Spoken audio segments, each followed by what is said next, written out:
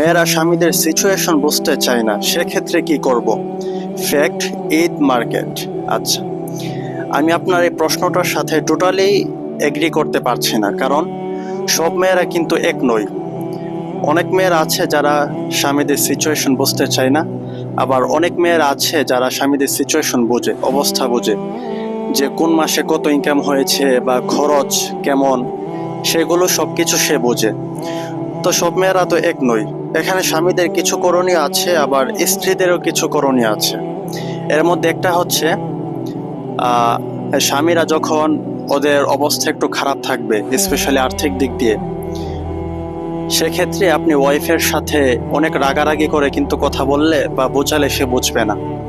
ওকে আপনি শান্তভাবে বোঝাতে হবে যে দেখো, আমার এই মাসে এরকম অবস্থা বা এত ঋণ ছিল বা এই সেই সমস্যাগুলো, এই কারণে আমাদের মার্কেটটা একটু কমাতে হবে, বা মার্কেট যে খরচ বা বাজেট সেটা কমাতে হবে। তাকে শান্তভাবে বোঝাতে হবে।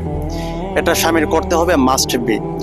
আর ওয়াইফের একটা কাজ করতে হবে, সেটা হচ্ছে অন্যের সাথে তুলনা বা কম্পেয়ার করা, সেটা টোটালি বর্জন করতে হবে।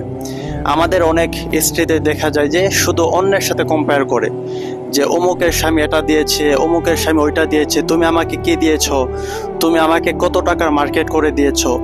এই যে ধরনের কম্পেয়ার করা বা তুলনা করা, এটা টোটালি অ্যাভয়েড করতে হবে।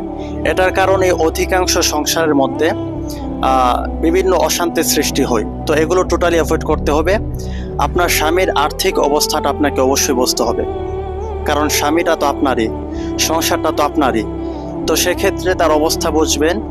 যদি আয় বেশি হয় সেক্ষেত্রে ব্যয় বেশি করতে পারবেন, যদি আয় বেশি না হয় তাহলে আপনি ব্যয় বেশি করবেন কিভাবে, এগুলো অবশ্যই নজর রাখতে হবে। এবং ঈদের মধ্যে যে আপনার অনেক টাকার মার্কেট করতে হবে এরকমটা তো নয়।